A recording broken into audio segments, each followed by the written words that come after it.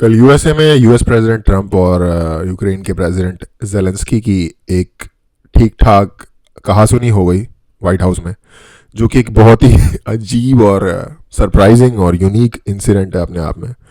मुझे लग रहा था कि अगर ये कुछ बाहर सड़क वगैरह वगैरह पे हो रही होती यही बात, तो शायद मुक्के उक्के भी चल जाते, या फिर शायद अब ये कोई कहने ही वाला है कि बाहर मिल लेकिन ये हुआ नहीं लकीली। एनीवे, उसमें प्रशांत धवन की एक वीडियो है, वो देखते हैं। नमस्कार, वेलकम टू करियर 247 है प्रशांत धवन। नाउ जिस तरीके से डोनाल्ड ट्रंप और यूक्रेन के प्रेसिडेंट जेलेंस्की आपस में लड़ पड़े, वर्बली एक दूसरे को भला बुरा कह रहे थे। जेलेंस्की ने तो अब शब्द भी इस्तेमाल करने स्टार्ट कर दिए एक टाइम पर। ये देखिए शॉकिंग है। ये सिंपली मैं यहाँ पर यही वर्ड यूज करूंगा, दुनिया में मैंने आज तक दो वर्ल्ड लीडर्स को इस तरीके से बातचीत करते हुए कभी देखा नहीं है। पूरी दुनिया स्टंट है देखकर कि हो क्या गया है यहाँ पर, सिवाय एक देश की, ऑब्वियसली रशिया ने ये सब ऑफ कोर्स बहुत सारी एंजॉयमेंट के साथ देखा है कि जेलेंस्की ने बुरी तरीके से अपने रिलेशंस बर्बाद कर दिए हैं यूएसए के साथ। देखिए जेलेंस्की की जो स्ट्रेटजी है अल्ट्रा अग्रेसिव होना, बाकी जगह हो सकता है कि थोड़ी बहुत सक्सेसफुल हुई हो, मगर ट्रंप के सामने इनको विनम्रता दिखानी चाहिए थी, क्योंकि ट्रंप से ही इनको वो पैसा मिलना था जिससे ये रशिया से लड़ते। मगर जिस बदतमीजी से, जी मैं यहाँ पे वर्ड यूज करूंगा, बदतमीजी से जेलेंस्की ने बात करी है ट्रंप के साथ, ट्रंप ने इन दी एंड सिर्फ एक बात बोली, इस आदमी ने यूनाइटेड स्टेट्स ऑफ अमेरिका का अपमान किया है। यहाँ पे आप देख पाओगे ये डोनाल्ड ट्रंप की स्टेटमेंट है मीटिंग के बाद। अभी मीटिंग में क्या हुआ उसकी मैं आपको फुटेज दिखाऊंगा, मगर यहीं से समझ लो दुनिया भर में इस मीटिंग के बारे में बात इसलिए हो रही है क्योंकि डोनाल्ड ट्रंप ने पहली बार ये बोला है कि थोड़ा सा statement from president Donald J Trump. We had a very meaningful meeting in the White House today. Much was learned that could never be understood without conversation under such fire and pressure. It's amazing what comes out through emotion. And I have determined that President Zelensky is not ready for peace if America is involved, because he feels our involvement gives him a big advantage in negotiations. I don't want advantage, I want peace. He disrespected the United States of America in its cherished Oval Office. He can come back when he's ready for peace. Okay भाई, ये तो फिर भोसड़ी के वाला scene हो गया यहाँ पे। तो एक वर्ल्ड लीडर, इसको हमने इनवाइट किया व्हाइट हाउस में। व्हाइट हाउस में आकर प्रेसिडेंट जेलेंस्की ने अपमान किया है व्हाइट हाउस का। यहाँ पे आप देख पाओगे he disrespected the United States of America in its cherished Oval Office. हमारे घर में आकर हमारा अपमान किया है इस आदमी ने, और साथ में ये भी बोल दिया, मैं एक बात समझ चुका हूँ, प्रेसिडेंट जेलेंस्की को शांति नहीं चाहिए। ये आदमी लड़ना चाहता है, और ये आदमी लड़ना इसलिए चाहता है क्योंकि इसको लगता है यूएसए का इसको सपोर्ट मिलता रहेगा तो ये रशिया से लड़ता रहेगा। मगर ट्रंप ने कहा है मुझे लड़ाई नहीं चाहिए, मैं किसी को ऐसा एडवांटेज नहीं देना चाहता जिससे वो ये समझना स्टार्ट कर दे कि रशिया से मैं कई सालों तक लड़ता रहूंगा, मुझे कई सालों तक ये वॉर नहीं चाहिए। ऑनेस्टली देखो, एक बात है, पूरी दुनिया के leaders, not just people, leaders अगर किसी बंदे की जो ईगो है ना उसे इन्फ्लेट करते रहें, स्ट्रोक करते रहें, ऐसे जैसे कि इस बंदे की पिछले 3 साल से हो रही है, तो कोई भी बंदा इसी गुमान में आ जाएगा कि मैं ही हूँ सबसे बड़ा फन्ने का। और इसको ये लगा कि भाई पूरी दुनिया मेरे पीछे खड़ी है, मेरा कॉज जो है वो बहुत जस्ट कॉज है। अब ये अपने आप में एक क्वेश्चनेबल थिंग है कि कितना जस्ट कॉज है। बहुत सारे लोग बड़े ही वेहीमेंटली बोलेंगे कि फुली जस्ट कॉज है, और बहुत सारे लोग पूरी अपनी शिद्दत से बोलेंगे कि नहीं है ये जस्ट कॉज इसका। वो डिपेंड करता है आप किस साइड पे हो। पर जिस व्यक्ति को पूरी दुनिया ये बोल रही हो पिछले 3-4 साल से कि भाई तुम तो भाई कतई, जितने भी वर्ल्ड लीडर निकले हैं पूरी दुनिया के, कौन से थे वो, अमेरिका के जो फाउंडिंग फादर्स हैं उनसे भी बड़े बड़े लड़ाके तुम हो, और टर्की के जो है कमाल अतातुर्क उनसे भी बड़े तुम हो, जॉर्ज वॉशिंगटन से बड़े लीडर तुम हो। अगर हर पूरी दुनिया इसको ऐसे ठोक ठोक के बजाती रहे, इसकी ईगो को बूस्ट करती रहे और बोले कि पुतिन ये इन्वेड कर रहा है रशिया, ये वो आ गया, वो पता नहीं क्या क्या वर्ड बोलते हैं उसके बारे में, तो किसी भी बंदे के दिमाग में ना चढ़ जाएगी ये बात। ये अंडरस्टैंड करने वाली बात है। पर्सनली मुझे नहीं लगता इस पूरी लड़ाई में बेसिकली दोनों साइड से यूक्रेन एक पॉन की तरह यूज हो रहा है। स्पेशली यूरोप और यूएस की जो पुरानी एस्टैब्लिशमेंट थी, उन्होंने यूक्रेन के लोगों को फॉडर की तरह, यूक्रेन को एज ए कंट्री एक खिलौने की तरह रशिया के अगेंस्ट पिट किया। इस बंदे को एज ए लीडर की ये बात समझ आनी चाहिए थी। मेरी पर्सनल, मुझे ये बंदा इसलिए नहीं ठीक लगता, उसका रीज़न ये है मेरी पर्सनल ओपिनियन में, कि अगर तुम्हारी एज ए लीडर एक कंट्री की तुम्हारी रिस्पॉन्सिबिलिटी है, तो ठीक है, एक अनजस्ट इन्वेजन तुम्हारी नज़र में को रिपेल करना तुम्हारा रिस्पॉन्सिबिलिटी हो सकती है, आई अंडरस्टैंड, मैं उसके भी साथ एग्री करता हूँ, लेकिन ओवरऑल बेटरमेंट कंट्री की और उसके लोगों की शायद और ज़्यादा ऊपर होनी चाहिए थी, और ना कि तुम किसी के प्रेशर में आ जाओ कि तुम अगर हमें हथियार दोगे तो हम लड़ते रहेंगे till last man standing, right? क्या वो बेहतर आउटकम होगा यूक्रेन के लिए? I don't think so. ये मेरा पर्सनल ओपिनियन है। ये फोरसाइट एक लीडर के अंदर होनी चाहिए, कहाँ नेगोशिएट करना है, कहाँ लड़ना है। नेगोशिएशन टेबल पे डील होते होते ये बंदा उठ गया 2022 के एंड में ही, आई थिंक टर्की में या कहीं अंकारा में या कहीं हुई थी, आई थिंक नहीं, मिन्स्क में नहीं हुई, मिन्स्क तो लड़ाई से पहले हुआ था। ये बंदा उठ गया क्योंकि बोरिस जॉनसन ने लास्ट मोमेंट पे कहा कि हम तुम्हें सपोर्ट करेंगे, लड़ो। अबे भाई, एज ए लीडर तुम्हें अगर दिख रही है कि डील हो सकती है, शांति हो सकती है, तो तुम हथियारों के सपोर्ट की वजह से लड़ने के लिए क्यों तैयार हो? तुम्हारे बंदे नहीं मारेंगे तो हथियार तो तुम्हें मिल गए, लेकिन बंदे भी तो मार रहे हैं ना। और कितनी देर तक सब असेस करो कि रशिया के रिसोर्सेज किस लेवल पे अवेलेबल है, और ये कोई और तुम्हें कितने दे सकता है, और साथ में कितनी इज्जत देगा अगर किसी और के रिसोर्सेज पे तुम पल रहे हो तो। साथ उसके साथ क्या टर्म्स आएंगी, जो कि अब आनी शुरू हो गई हैं। अब अमेरिका ने पैसे और मिनरल्स मांगने शुरू कर दिए अपने, तो अब यूरोप भी मांगने चालू करेगा, या कर रहा है शायद ऑलमोस्ट ऑलरेडी। तो इतना फोरसाइट एक लीडर के अंदर होनी चाहिए, और अगर नहीं है, उसने अपनी कंट्री को झुकवा दिया एक भाड़ में, तो अब इसका खामियाजा भी एज ए लीडर तुम्हें ही उठाना पड़ेगा, क्योंकि तुम्हारे डिसीजंस थे बेसिकली। ये एक मेरी अंडरस्टैंडिंग है। और अब उसी ईगो बूस्ट में इसने आ गए, ट्रम्प से भी फैल गया। अब अमेरिका की स्टोरी ये है कि भाई $350 बिलियन अमेरिका ने दिए हैं यूक्रेन को अब तक, सो फार, जितना पब्लिक में पढ़ने में मिल रहा है, और टोटल यूरोप के मिला के 100 बिलियन नहीं है। तो कर लो मजे, ले लो पंगे। कि मैंने डोनाल्ड ट्रंप को ऐसी भाषा बोलते हुए कभी देखा नहीं है। ये भाषा एक ऐसे आदमी की है who has had enough, जिन्हें अब यूक्रेन की लीडरशिप पर कोई भरोसा नहीं रहा। ज़ेलेंस्की ने आखिरी जो थोड़े बहुत थ्रेट्स है ये भी तोड़ दिए हैं, और मैं अब क्लियरली देख पा रहा हूँ आने वाले समय में यूक्रेन के साथ बहुत बुरा होने वाला है। अब यहाँ पे आप पूछोगे मगर इस मीटिंग, टोटली अग्री। अमेरिका ने अगर सपोर्ट हटा लिया ना, इनको उधेड़ के रख देंगे वो लोग, अगर अमेरिका ने सपोर्ट। और अगेन, यूक्रेन के आम लोगों के साथ भाई मेरी सिंपैथी है, क्योंकि आम बंदा अपनी नॉर्मल जिंदगी जीना चाहता है, और मेरी उनके भी साथ सिंपैथी है जो लड़ना भी चाहते हैं, क्योंकि मुझे ये भी समझ आता है कि एक अपनी सेल्फ रिस्पेक्ट और अपनी मदरलैंड के लिए लड़ने का जो वो है थॉट, वो भी समझ में आता है। बट भाई, अगर ज़ेलेंस्की एक लीडर है, मुझे पर्सनली लगता है इसको जितनी ये नफरत अपनी जनता में बो रहे हैं ना अगेंस्ट रशिया, रशियंस और पुतिन के, इसको overall current situation, even previous situation देखते हुए, इसको डील करनी चाहिए थी पुतिन के साथ कि भाई तुम्हें क्या दिक्कत है, तुम्हें हमारे नेटो में शामिल होने से दिक्कत है, जो भी बताओ, ओवरऑल जो भी एक सीन बनेगा, तुम्हारे ही बंदे ना मारे, हमारे बंदे ना मारे, कोई डील कर लेते हैं खुद मिलके। घुसने ही मत दो बाकी लोगों को जो तुमसे फायदा उठाना चाहते हैं उनको इसमें, as a leader.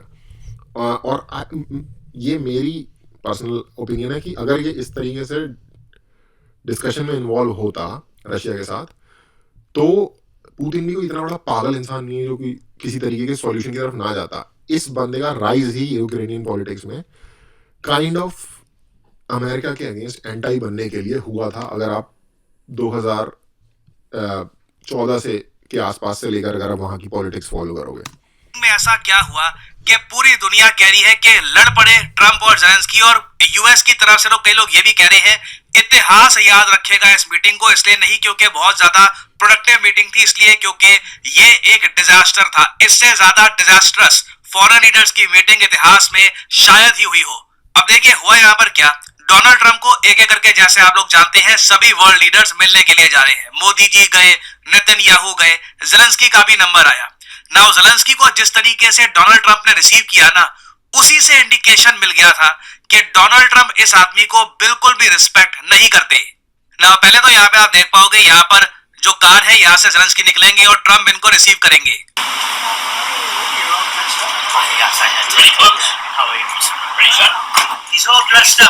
He is all dressed up, देखो पूरा तैयार होकर आया है। ऐसी भाषा देखिए, ऐसा जो सेंटेंस है ना, यूजुअली तभी इस्तेमाल किया जाता है जब सामने वाले की इतनी रिस्पेक्ट आप करते नहीं है, उसको काफी छोटा आप मानते हैं।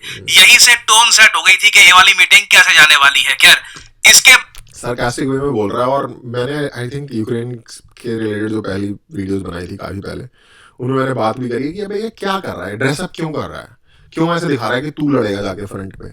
भाई ठीक है, सॉलिडेरिटी में कभी कभार आप पहन सकते हो मिलिट्री फटीग के कलर के कपड़े, बट अगर तुम फॉरेन डिग्निटरी, तुम जब किसी से मिलने जा रहे हो फॉरेन डिग्निटरी से और तुम ऐसे आए हो, तो सामने वाला बंदा कहेगा मेरी पार्टी में आया, कम से कम ड्रेस तो होके आता। एक क्या नाम है उसका यार, फेटरमैन या समथिंग नाम है, कोई यूएस कांग्रेस का मेंबर है, वो स्वेरिंग इन सेरेमनी या किसी चीज़ में गया था, वहाँ पे भी अपना मतलब बास्केटबॉल शॉर्ट्स पहन के चला गया। भाई ये एटिकेट्स के अगेंस्ट होती हैं ये सारी चीज़ें। ये तुम्हें अगर तुम अगर किसी को अपनी शादी पे बुलाते हो और वो फटे हुई जीन्स और फटे हुए कपड़े पहन के आ जाए, जनता तो कह सकती है इस मामले में, कई बंदे ये कह सकते हैं कि अबे भाई उसकी मर्जी, जो मर्जी कपड़े पहने, कपड़ों की वो वैल्यू नहीं होती, ये वो नहीं। ये कहानी में सुनने में बहुत अच्छा लगता है। रियलिटी डिफरेंटली फंक्शन करती है, आपको कुछ प्रोटोकॉल्स फॉलो करने पड़ते हैं किसी चीज़ के। तो जो इसको डपट पड़ रही है ना, या फिर जो इसको कमेंट आ गया है, ये क्या कहेंगे इसे, टॉन्ट मार रहे हैं, सही मार है टॉन्ट। के बाद ज़ेलेंस्की अंदर जाते हैं और दोनों मिलकर मीडिया के सामने बातचीत करते हैं, और फिर मीडिया के सामने ये दृश्य सामने आया जहां पर ट्रंप और ज़ेलेंस्की लिटरली आर्ग्यू कर रहे थे। They were literally fighting in front of the whole world. यहाँ पे आप देख पाओगे ट्रंप ओपनली पहले यूक्रेन के प्रेसिडेंट को कहेंगे ये वॉर तुम हारने वाले हो और तुम अपने देश को डिजास्टर की तरफ धकेल रहे हो। Your country's in big trouble. Can I Wait a minute. answer? No, Can you've I done a lot answer? of talking. आप ये बात नोट करना, प्रेसिडेंट ज़ेलेंस्की कह रहे हैं मैं बोल लूं, कह रहे नहीं, ट्रंप ने कहा तुमने बहुत बोल लिया, अब मैं बोलूंगा। आपने कभी भी दो वर्ल्ड लीडर्स को मीडिया में ऐसे बातचीत करते हुए देखा है? खैर आगे देखिए, ट्रंप बहुत गुस्सा थे इस मीटिंग में। Your country is in big trouble. I know. You're not I winning. know. You're not winning this. You have a damn We- good chance of we are coming out staying, okay because of Mr. us. President, we are staying in our country, staying strong from the very beginning of the war. We've been alone, and we are thankful. I said thanks You haven't in been this alone. cabinet, You and haven't not been only alone. in this We cabinet. gave you, through I this said stupid thank president, $350 billion. You voted We gave for you your military equipment. You and your voted men for are your brave, president. but they had to use our military. What about if, West? if you didn't have You our invited military me. equipment, You invited if me you to didn't this- have our military push भी कर दिया और बोलो भाई physical भी जो कह रहा था ना कि फिजिकल नहीं, वो चलो छोड़ो रहने दो। equipment, this war would have been over in 2 weeks. Trump को डायरेक्टली समझाना पड़ा ज़ेलेंस्की को कि तुम ये जो बार बार बोल रहे हो ना कि हम लड़े हैं रशिया से, ट्रंप को बोलना पड़ा हमने तुमको वेपन्स प्रोवाइड किए हैं, तभी ये वॉर इतनी लंबे समय तक चली है, नहीं तो 2 हफ्ते तुम ना टिक पाते रशिया के सामने। ट्रंप ने ये सारे ट्रुथ बॉम्ब्स ये गिराए ज़ेलेंस्की पर, इनको इतनी सारी सच्चाई बताई। उसके बाद बात थी जेडी वैंस की। जेडी वैंस के साथ देखिए ज़ेलेंस्की ने अब शब्द का भी इस्तेमाल किया है, अभी आपको दिखाऊंगा। जेडी वैंस जो यूएसए के वाइस प्रेसिडेंट है, ये आप देखोगे इस वीडियो में ज़ेलेंस्की को कहेंगे कि फ्रैंकली स्पीकिंग जिस तरीके से आप बात कर रहे हो ना मीडिया के सामने प्रेसिडेंट ऑफ यूएसए के साथ, ये डिसरिस्पेक्टफुल है। What do you mean? I'm talking about the kind of diplomacy that's going to end the destruction of your country. Yes, but if you are Mr. not President, strong, Mr. President, with respect, I think it's disrespectful for you to come into the Oval Office and try to litigate this in front of the American media.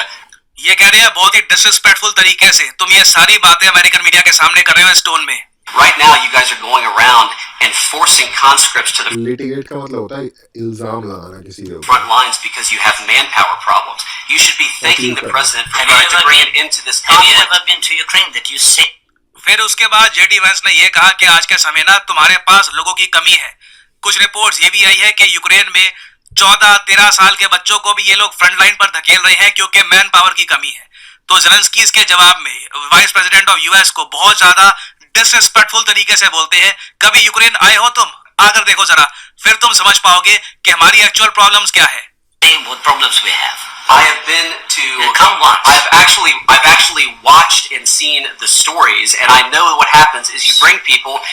ना ये जो यहाँ पे मैं आपको ये थोड़ा zoom in करके दिखा रहा हूँ, यहाँ पर ज़ेलेंस्की ने गाली निकाली है।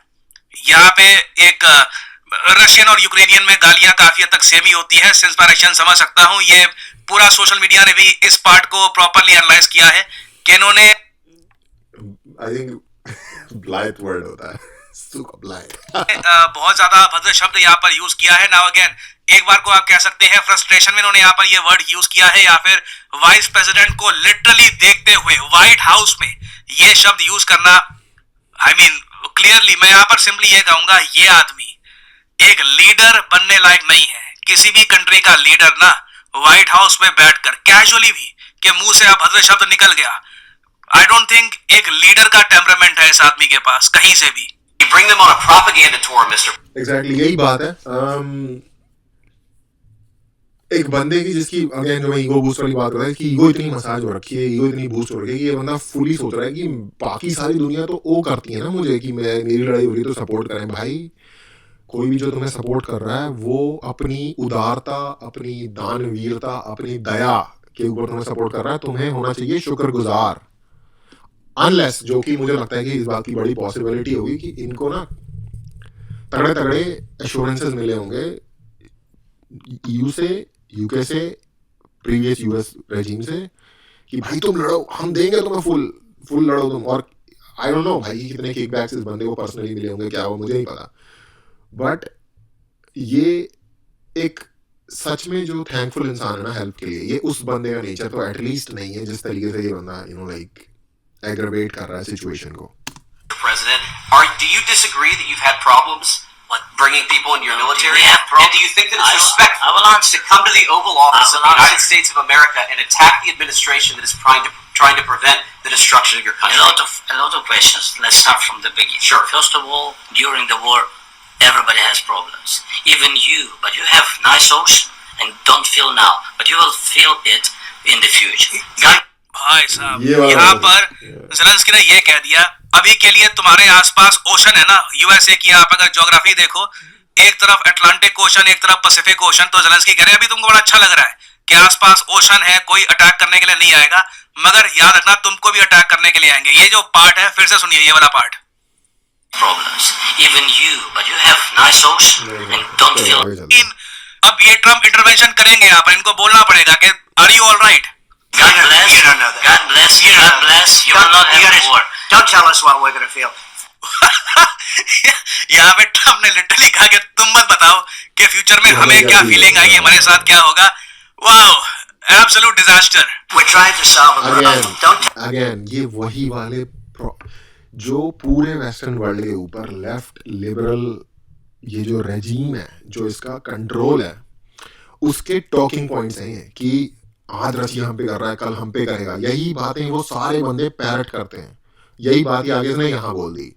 अब ये वाले जो प्रधानमंत्री, विदेश मंत्री, क्या है ये भाई, क्या कहते हैं प्रेसिडेंट को हिंदी में, जो भी ट्रम्प जो है, अब ये तो नहीं समझा ना फालतू की तुम्हारी जो रेगुलर रेडियो जो लाइन तुमने रटी हुई है, तुम बोल दो यहाँ पे आके यहाँ पे भी चल जाएगी, ये वो बात है। अगेन ये सब जो अब तक पिछले 2-3 साल से चलता है, 2022 से जब से वॉर शुरू हुई है, ये उसी की, ये सब जो अभी तक उसका एक आपको माइक्रोकॉस्म दिख रहा है बिहेवियर के अंदर यहाँ पे, और जो हुआ है उसके अंदर यहाँ पे। tell us what we're going to feel. I'm not telling you. Because I'm you're in no answering all position these to questions. dictate that. That's Remember exactly this. what I'm not You're in dictating. no position to dictate what we're going to feel.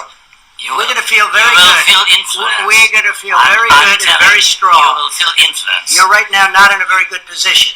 You've allowed From the yourself very- to be in a from very the bad very position, beginning and of it the happens war. to be right From about the very beginning. ये ना literally वैसा scene लग रहा है कि police ना किसी बंदे को पुलिस ने रोक लिया है और अब वो बंदा सफाइयाँ दे रहा है और वो रिस्पॉन्सिबल रिस्पेक्टफुल लगने की भी कोशिश कर रहा है, लेकिन ऑप्शन भी उसके पास कोई नहीं है क्योंकि वो रंगे हाथों पकड़ा गया है। और पुलिस वाला को कह रहा है कि भाई मुंह बंद रख, बहुत अभी ज़्यादा बोलना तेरे लिए यहाँ पे ठीक नहीं है। और ये फिर भी Beginning of the war. You're not in a Right. good position. I You was- don't have the cards right now.